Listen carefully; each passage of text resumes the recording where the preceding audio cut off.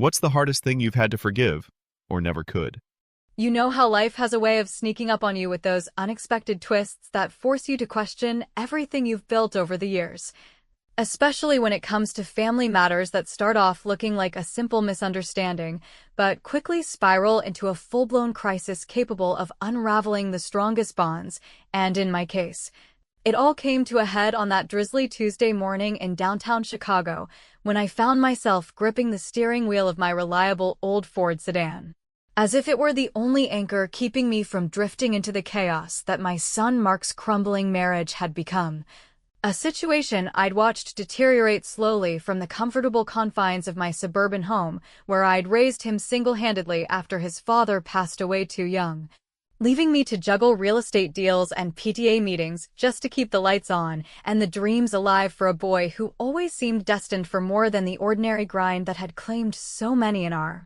Midwest neighborhood. It began innocently enough about 5 years earlier at a community college event where Mark, then 29 and still figuring out his path after a string of unfulfilling jobs at local factories, crossed paths with Lisa, a sharp-witted young woman from a working-class family running an auto repair shop on the outskirts of town, her ambition shining through like a beacon as she talked about pursuing nursing school and escaping the grease and overtime that defined her upbringing, and from that first introduction over lukewarm punch and folding chairs, I could sense the potential for something real, even as I hosted their engagement dinner in my backyard with strings of lights overhead and the smell of grilled burgers filling the air. Though subtle signs of friction appeared early on, like the way she'd critique my home-cooked meals with a polite but pointed comment about needing more sophisticated flavors, which I brushed off with a light-hearted chuckle because who was I to rain on their parade when Mark's eyes lit up like they hadn't since high school football days? As the years wore on, however, those minor irritations grew into deeper rifts that I observed from afar during holiday gatherings and casual phone calls, with Lisa increasingly pressuring him to advance his career beyond what the economy offered blue-collar guys like us, leading him to quit stable positions at the mill and a warehouse gig because they didn't match her vision of upward mobility. And he'd confide in me during late-night talks over coffee in my kitchen, admitting how her expectations made him feel inadequate yet unwilling to walk away, a dynamic that tugged at my heartstrings as the protective mother who'd scrimped and saved to co-sign their first home loan, pouring a chunk of my commissions from property flips into ensuring they had a solid foundation, only to see it threatened by escalating arguments that echoed through the walls during visits, her voice rising in frustration over his laziness, while he retreated to the garage to tinker with engines, a hobby inherited from his grandfather that provided solace amid the storm. By the time spring rolled around that year, the tension had reached a boiling point with divorce papers served citing irreconcilable differences, though the real undercurrent was her demand for half the equity in that house I'd helped finance. A move that struck me as opportunistic given how she'd contributed to the financial strain through impulsive purchases and so-called investments in online courses that yielded nothing but debt, and I counseled Mark during one of our heart-to-heart sessions amid the twinkling Christmas lights from the previous holiday, urging him to stand his ground without escalating to lawyers if possible, but he opted for representing himself to cut costs. A decision that sounded principled in theory yet filled me with dread as I imagined him stumbling over legal jargon in front of a no-nonsense judge who'd presided over countless similar cases in our county courthouse. That fateful morning, I rose before dawn in my quiet two-story house on Elm Street, brewing a pot of strong coffee that filled the air with its comforting aroma while I paced the linoleum floor debating whether to heed his plea to stay away or follow my instincts that screamed for intervention, ultimately choosing the latter as reports on the radio about surging divorce rates among middle-aged couples in the Midwest painted vivid pictures of neighbors who'd lost homes and dignity to vindictive exes, compelling me to grab my keys and navigate the rain-slicked interstate with wipers slapping rhythmically against the windshield, my mind replaying memories of better times like their wedding barbecue, where laughter flowed freely, and Lisa's family, led by her gruff father Harold with his perpetually oil-stained hands, seemed almost welcoming despite their reservations about an outsider joining their tight-knit world. Arriving at the parking lot, I immediately spotted their familiar sedan, Harold lounging against it with a cigarette dangling from his lips, his nod of acknowledgement carrying an undercurrent of wariness that mirrored the divide that had widened over time. And as I made my way through the echoing halls of the courthouse, the scent of stale bureaucracy mingling with desperation, I paused to chat briefly with a security guard whose weary expression suggested he'd witnessed every flavor of family drama imaginable, slipping him a small tip for directions to the right room because in places like this, a little goodwill could open unexpected doors. My intention was to linger in the hallway, perhaps eavesdrop just enough to gauge the proceedings without intruding, but as I drew near, fragments of conversation seeped through the partially open door, Mark's tentative voice outlining shared assets in halting detail, interrupted by the dry recitation from Lisa's attorney, and then her laughter pierced the air, cruel and unfiltered, declaring him pathetic for his inability to maintain steady work without her constant prodding, the nervous chuckles from the room amplifying the humiliation that washed over me like a wave, igniting a fierce maternal resolve that shattered any lingering hesitation, propelling me to push open the door and step into the fray just as the judge's gavel cracked sharply to restore order, the entire scene freezing in anticipation of what my unexpected arrival might unleash. Pushing through that heavy wooden door into the dimly lit courtroom felt like stepping onto a stage where the script had already gone off the rails in the most uncomfortable way imaginable.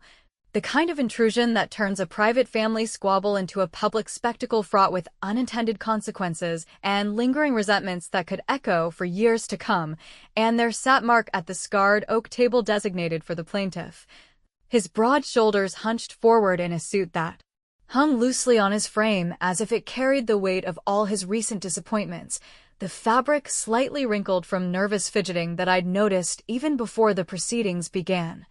While across the aisle Lisa perched confidently beside her sharply dressed attorney, her manicured nails tapping rhythmically on a leather folder as if she were already tallying up the spoils of this bitter dissolution. Her expression a mix of feigned sorrow and barely concealed triumph that made my stomach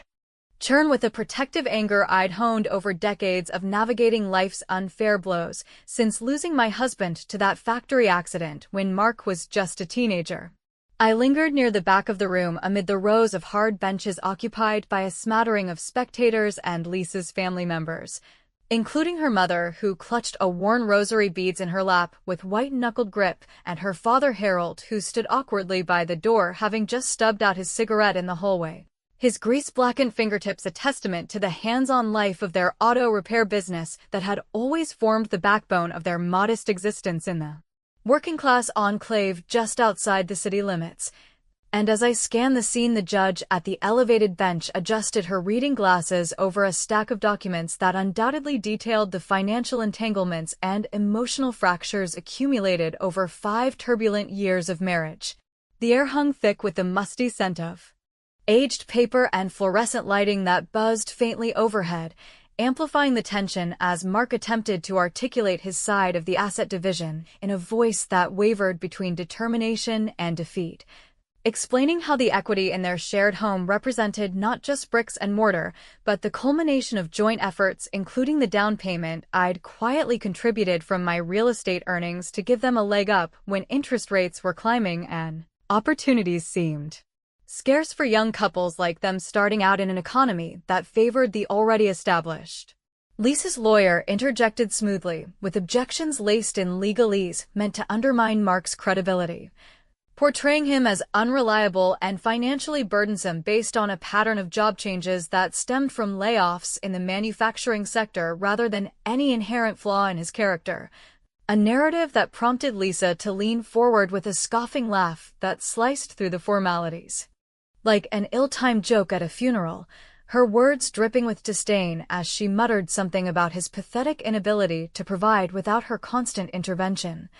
The comment drawing uneasy titters from her side of the room and leaving Mark's face flushed with humiliation that propelled me further into the fray despite my initial resolve to observe from the shadows. In that moment, flashes of their earlier days flooded my thoughts unbidden, transporting me back to the backyard wedding reception where barbecue's smoke mingled with the laughter of relatives under a canopy of strung lights.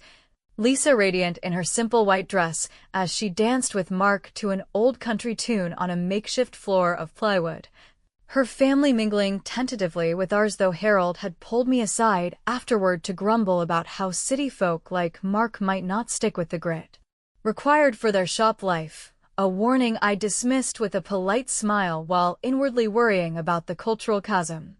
that separated our worlds. Those concerns had materialized gradually as Mark bounced between positions at the steel mill and a distribution center, each layoff chipping away at his confidence, while Lisa's nursing aspirations stalled amid night shifts and certification hurdles,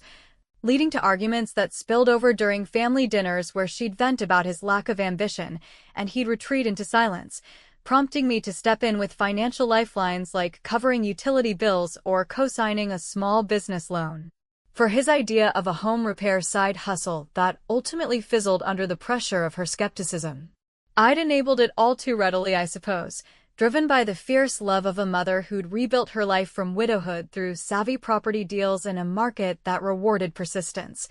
telling myself these were temporary setbacks for a good-hearted son who deserved a second chance at stability. Yet as the hearing progressed with the judge calling for a brief recess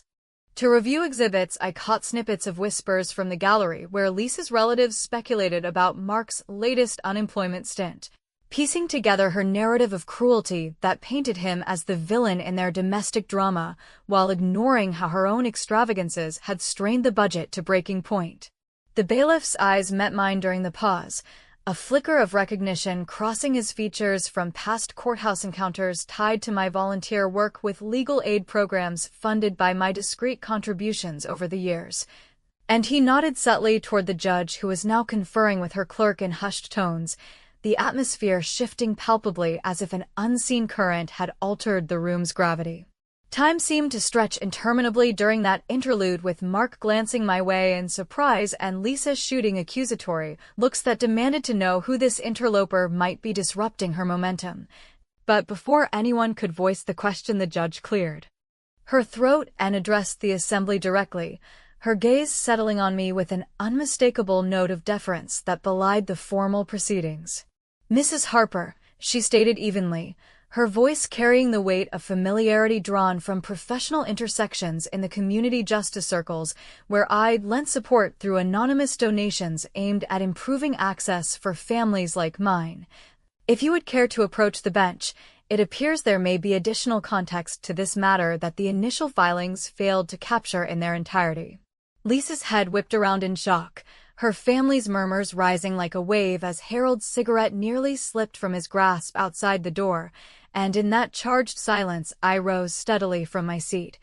the subtle clue of my influence now hanging in the balance like a card yet to be played, leaving the entire courtroom poised on the edge of revelations that could either salvage Mark's dignity or plunge us deeper into the unforgiving currents of familial retribution. Approaching the bench in that charged courtroom atmosphere carried the weight of stepping into a spotlight I'd neither sought nor anticipated on this ordinary morning turned extraordinary confrontation. The polished wood rail under my fingers, a stark contrast to the emotional turbulence swirling around us as the judge's eyes met mine with a subtle nod of acknowledgement that spoke volumes about the quiet alliances forged in community circles where I'd contributed to legal reforms through understated philanthropy after rebuilding my life from the ashes of personal loss. A history Mark knew only in vague outlines because I'd shielded him from the gritty details of how those efforts had woven my name into the fabric of local justice without fanfare or expectation of reciprocity. The entire room seemed to hold its collective breath, Lisa's confident posture crumbling into wide-eyed disbelief as she twisted in her seat to stare at me, her attorney fumbling with his notes in a bid to regain control while her family in the gallery exchanged bewildered glances, Harold's face paling beneath his perpetual 5 o'clock shadow as if the revelation had punched the wind from his sails.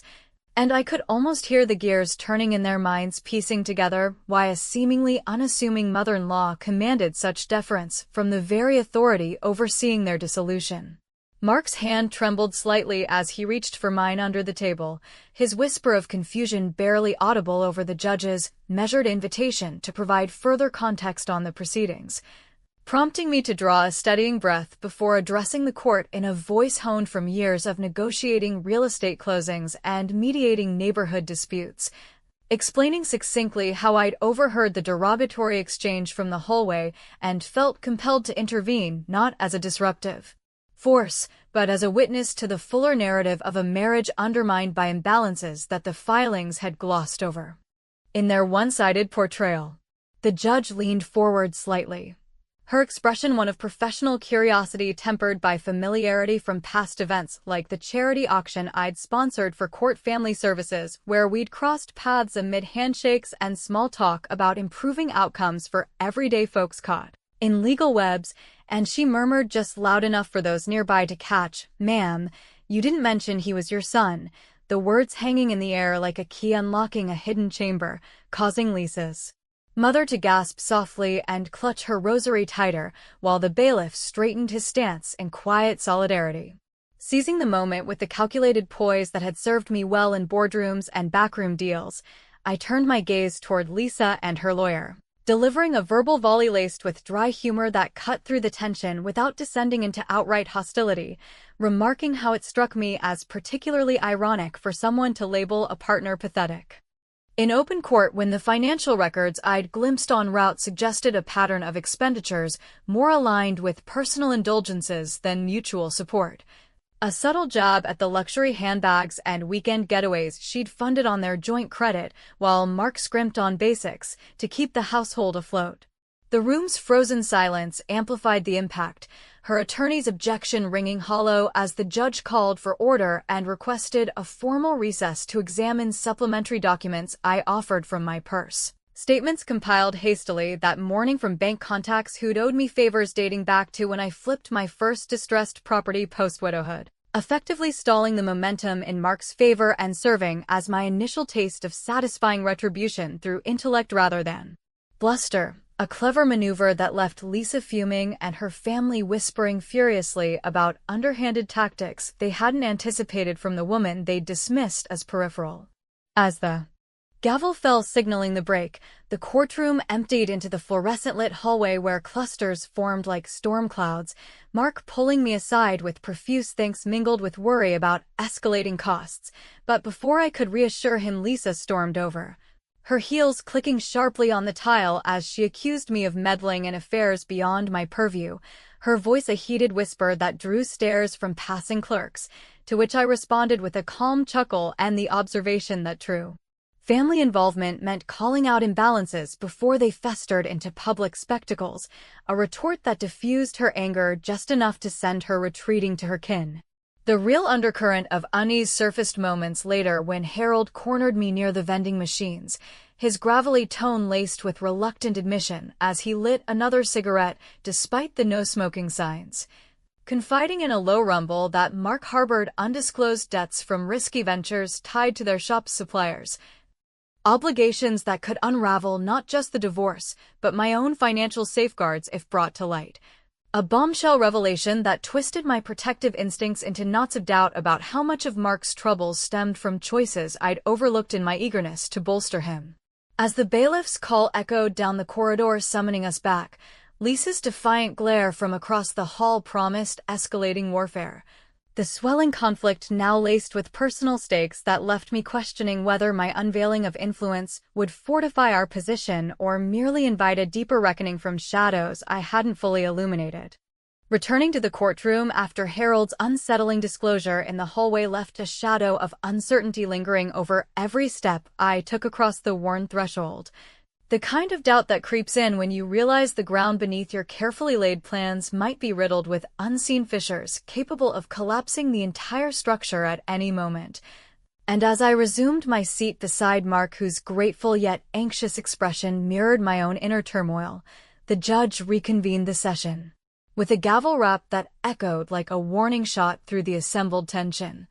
Her preliminary directive to scrutinize the newly submitted financial disclosures serving as a tentative victory that quelled the immediate sting of Lisa's earlier barbs, but opened the door to revelations that could either vindicate my intervention or expose fractures in Mark's character I'd long chosen to overlook in favor of unwavering maternal support. The proceedings unfolded with a deliberate pace under the judge's watchful eye, Lisa's attorney launching into a defense of her client's position by emphasizing the emotional toll of Mark's perceived unreliability, citing instances of job instability that painted him as a perpetual project rather than a partner, a portrayal that drew sympathetic nods from her family in the gallery where her mother dabbed at her eyes with a tissue and Harold shifted restlessly in his chair, his earlier confession about the debts now weighing on me like an unspoken alliance that complicated the lines between adversary and reluctant informant. I countered this narrative not with outright confrontation, but with a folder of meticulously gathered evidence I'd assembled during the recess through calls to trusted contacts in the banking sector who recalled favors from my days flipping undervalued properties. In the post-recession boom, documents that illuminated how Lisa's so-called contributions to the household had veered into self-serving territory with unauthorized withdrawals funding not just necessities, but lavish retreats and cosmetic enhancements that strained their joint resources far beyond what Mark's earnings could sustain. A witty exposition delivered in my address to the court where I quipped that true partnership resembled a balanced ledger rather than a one-way street lined with designer storefronts,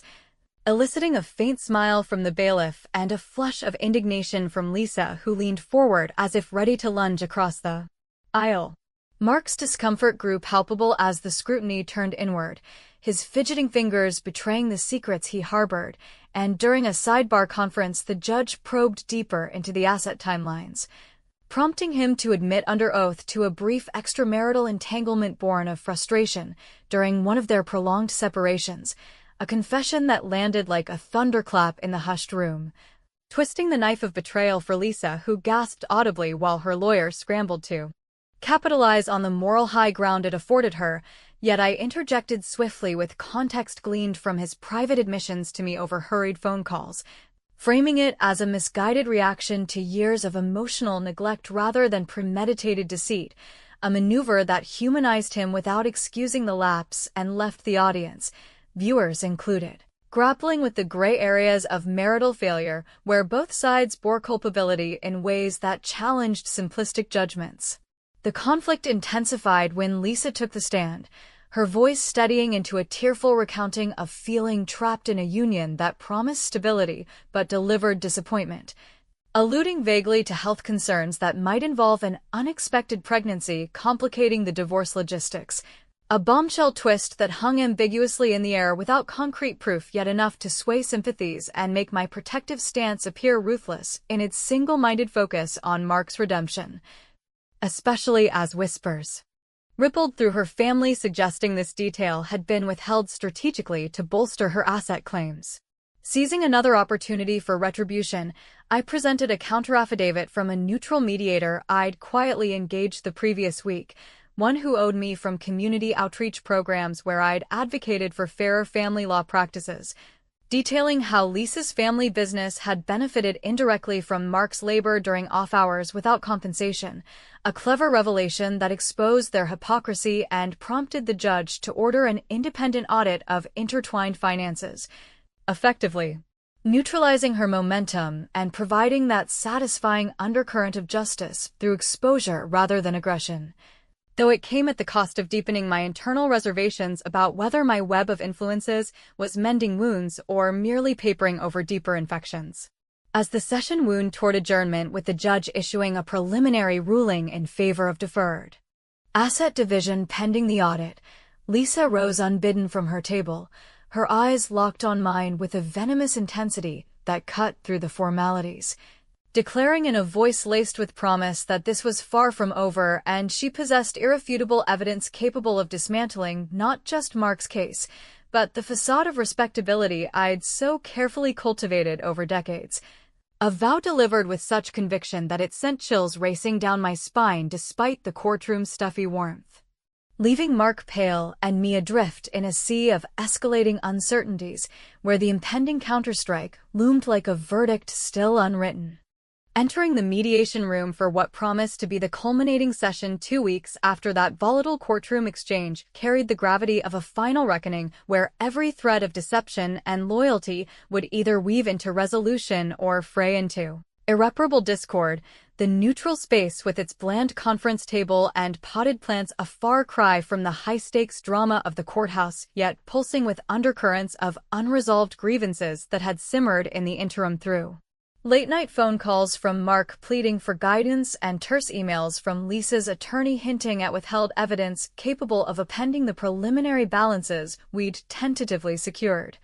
And as I took my place across from them under the watchful eye of the assigned mediator, a colleague from my legal aid network who'd nodded appreciatively at my discreet sponsorship of his pro bono initiatives, the air thickened with anticipation that this gathering might either seal a fair divorce or ignite